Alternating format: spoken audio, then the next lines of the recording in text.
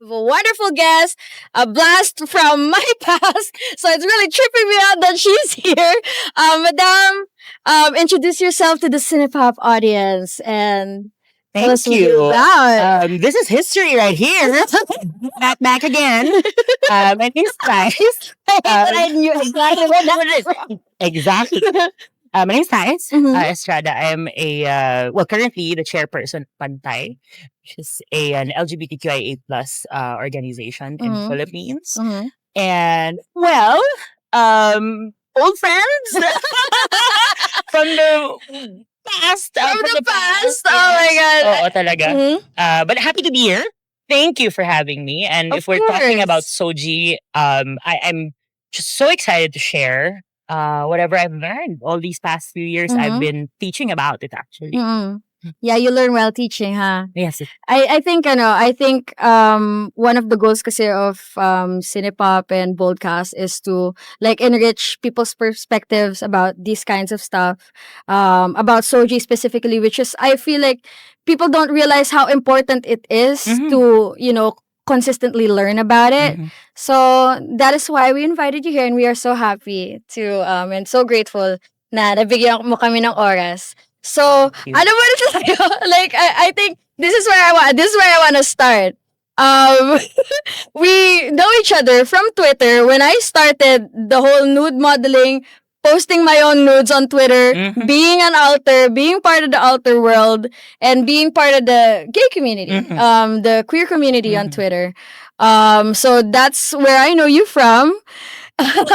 I want to know from that era, 2017 Miss Tais, to now, ano yung mga changes na Wow. nangyari sa'yo? Been so long, no? I mean, but it felt like it just, breezed Honestly, away. And it then, did, yeah.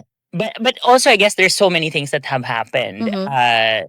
Obviously, the pandemic's one. Yeah. It's the greatest one. But from when I knew you for the first time, it was the height of the altars and Yeah, really yeah. I think the beginning and then eventual height of it. Yeah, yeah. Na I think very din yung first time na napasok into the public consciousness na may alter. That's true. Yeah. It used to be very, very discreet. Yeah. Like extremely, no? Mhm. But then there's a platform Mhm.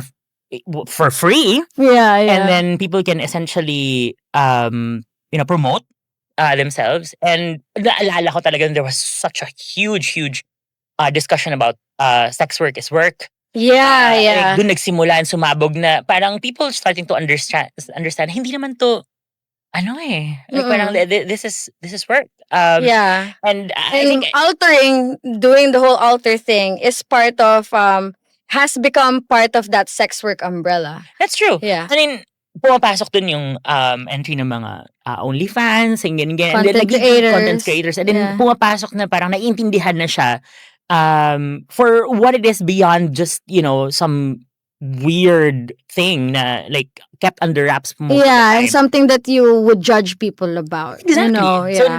nag-shed yun, no? Oo. And we know the reason why naman bakit talaga gusto natin tanggalin yung stigma. But from that time, I haven't been chairperson of Pantay yet. That happened way later. But Mhm. I What was were you before? I was a corporate girly. Oh, yeah? Full During that corporate time? during that time, Yeah, full okay. corporate girly. I was working in tech. Mhm. Weird, no? I was like, I'm one of the few trans women in tech that Uh-huh. time.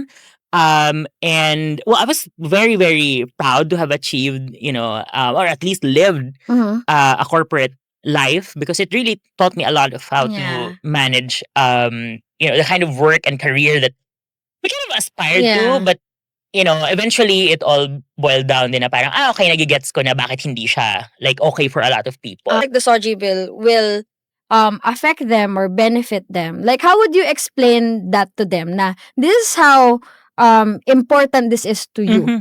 Like as a person of any gender, any sexuality.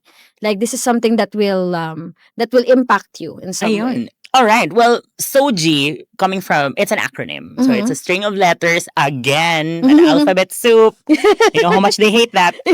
So, SOGI. Nuanced yung topic eh. Kailangan talaga ng mga ganyan. Kailangan may lalim talaga. Okay, sige. Thank you. Like, And well, yun na nga, string of letters Mhm. for name, it means certain things. So SO is sexual orientation. GI is gender identity. Mhm. The E is connected to the G, gender expression. Mhm. And then actually, there are two other letters. So GSC na talaga siya in modern parlance. As Mhm. SC is sex characteristics. But right now, we understand it as SOG. But we will introduce SOG SC, the extra two letters there later. Mhm. To explain it further, true to the name of the Boldcast, Mhm. pwedeng natin siyang ipasok no na ano ang SOG sa bedroom, you know? Kasi it only means how we are attracted to other people, Mhm. and then kung ano yung identity natin. How Mhm. do we understand and know each other in terms of gender, no? Mhm. So, unahin natin ang SOG in the bedroom. Sexual orientation is, imagine yourself in the bedroom first, no? Mhm. Papasok ka ng kwarto, matutulog ka na. Who you are when you go to sleep, sino yung pagpasok mo, yung understanding mo ng sariling mo, that's your gender identity. Mhm. Because identity is super tied with your personal understanding of the self, no?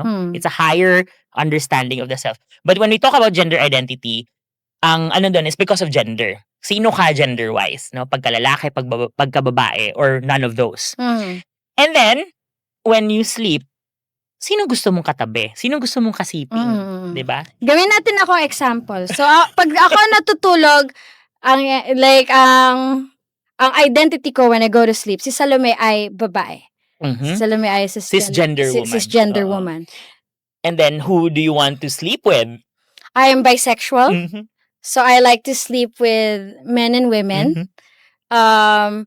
That's Parang I think it's easier kasi to explain na parang I'm attracted to very masculine and very feminine characteristics. Not excluding non-binary people. Like, I find non-binary people very sexy. Okay. Pero overwhelmingly kasi, I Okay. like the two ends of the spectrum. So, Okay. Salome is bisexual. Mhm. Yan. And that's her sexual That's my orientation. sexual orientation. Oo. Kasi And- sila yung gusto ko makatabi. Correct. And Either that's in the babae or bedroom. lalaki.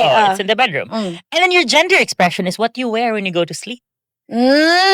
So kung ano yung expression mo, pag natutulog ka, like, naka-pajama ba siya? Naka-nighty? Mhm. Or naked? Diba? So that's your expression. I'm always This naked. is always... I can expect less. But ayun nga, so that's gender expression. And then sex characteristics, it's what you are born with anatomically, Mhm. no? Na sex parts. Mm, Talking mm. about just strictly about the body. What's there. Si Diba? Salome ay pinanganak na may puke. Yun. So, it aligns naman with how I see myself. Mhm. So, that's why I am cisgender. Kasi yung, the anatomy that I was born with is also aligned with how I see myself. Contrast Yeah. that with me. Yes. Na when I was born with a penis, Mhm. obviously. And then my gender identity assigned when I was born was male. Mhm. And then when I grew up, learned more about who I was, Mhm. and then really, really thought of like how what my identity is, no, Mhm. gender wise, and then realized that I am a woman, Mhm. and that's the reason why I call myself a transgender woman. Mhm. I love so much.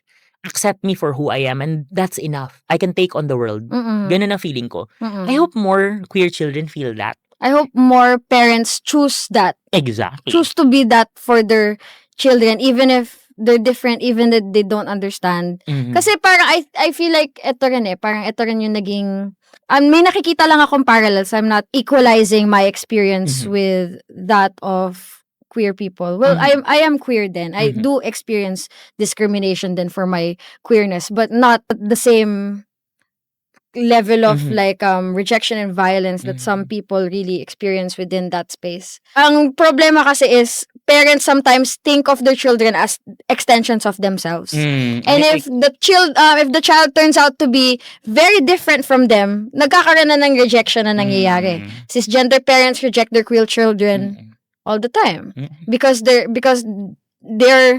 hindi ka na part of me.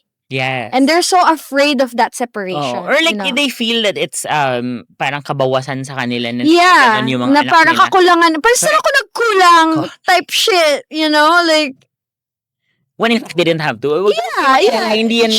Ganun talaga siya. They were born that way, you know? Like, Lady Gaga. yeah. Amen. Bonus ring. Hindi pero like, parang, like, that is such a succinct way to put it. They're just born that way. Yeah, that's That's just who they are. And that know? encompasses kahit gaano pa natin sabihin na parang, okay, SOGI, sexual orientation, gender identity, gender expression, sex characteristics, being trans, being intersex, being gay, lesbian, bisexual, Mhm. pansexual, even Asexual. asexual. Yeah. All these things are how complicated it might be when Or it might sound. para sa tao na ang unang iisipin ay pagkain sa mesa at like Mm-mm. may ganun kasing social din no effect siya na parang sige uunahin ko ba ta isipin to, pero if you Parang have to think- nagugutom na ako. May time pa ba ako mag-identity politics? correct you know? di ba? Yeah. But then pero iisipin mo talaga kung susumahin mo lang siya, Mhm. the easiest way to accept or at least live in a world na ganito ang reality. Kasi there's always a rejection eh. Sinasabi lang, even to me, like for example, transgender women, nako, it's all in your mind. Mental illness yan. Mhm. Like bakit, you don't think of it that way, mental illness yung ginaganon nila sa amin. Tapos ako parang, wait, who are you to say? If you tell me right now that an actual unicorn exists in the world, like immediately believe you. Mhm. Diba? And that's equivalent to you telling me na parang, I don't exist. Who are you to say? Andito ako. Mhm. Diba? I exist this way.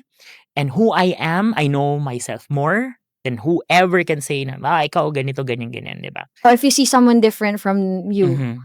there's a chance that you might get triggered and you Mhm. want to release that, you want to pull that trigger in such a way Mm. that it feels like parang, it feels like a hit for you. And I think, yun nga, since it's an architecture kind of thing, dinidesign siya to To be as attract more yeah. na parang ragey kind Yeah, of like to be as discussions. triggering as possible, Diba? you know. So, how isipin mo talaga yung actions mo. Yung Yeah. yung nauso dati na think before you click, I really thought na it was just whatever you put in.